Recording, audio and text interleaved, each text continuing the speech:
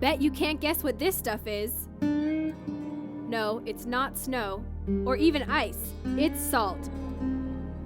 But it's not the kind you want to sprinkle on your French fries. It's the kind that's polluting this environment. Eden Landing is a former industrial salt pond, harvesting large quantities of salt for about 100+ years. Salt water was collected in shallow ponds. That water would be left out to sit in the sun, and of course, what happens when water evaporates and there's salt in it? Does the salt evaporate too? Nope, salt stays down there, so it would get saltier. Over time, the salt water eventually crystallized, leaving a bed of salt at the bottom. The process is called solar salt production. It's very interesting how they talked about how the salt would go from one and they'd move it on to another water, and then it'd create more salt, and eventually they'd drain everything and get a lot of salt. I never knew that. All you can see today are parts of its foundation, a few bricks, and some broken glass.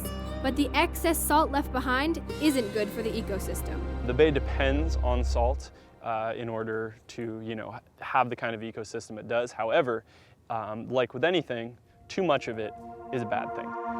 Dylan Chappell is a restoration specialist with Save the Bay.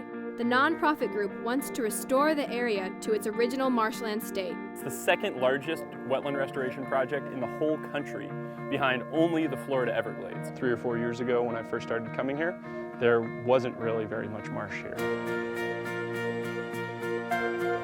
That's all changing thanks to efforts from hundreds of volunteers, like these students from Village High School in Pleasanton, California. Dylan Morgan, Savannah Simmons, and Jenny Hammer made the trip out here with their classmates. We're doing an environmental Save the Bay Day, and we're planting a lot and digging up and watering. It's really fun. I enjoy being out in nature.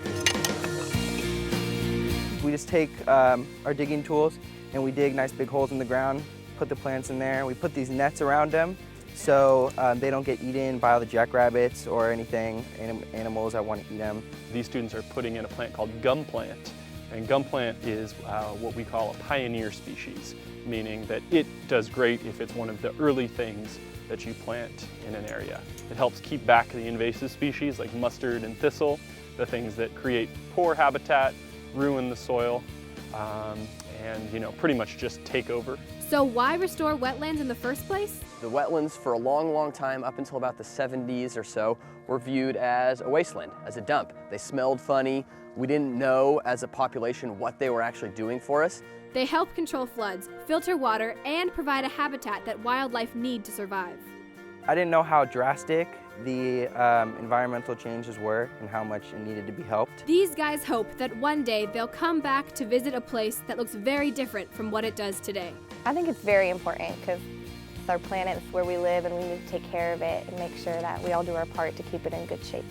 Well, it's our home.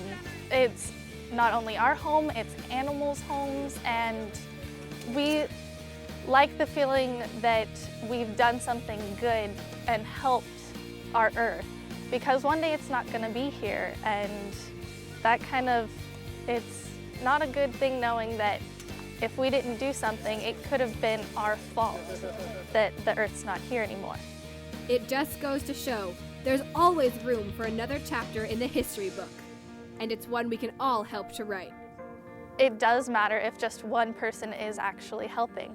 Recycling and reusing your water bottles and picking up trash, putting it in the garbage cans and not throwing stuff on the ground, just simple things like that can help save the world.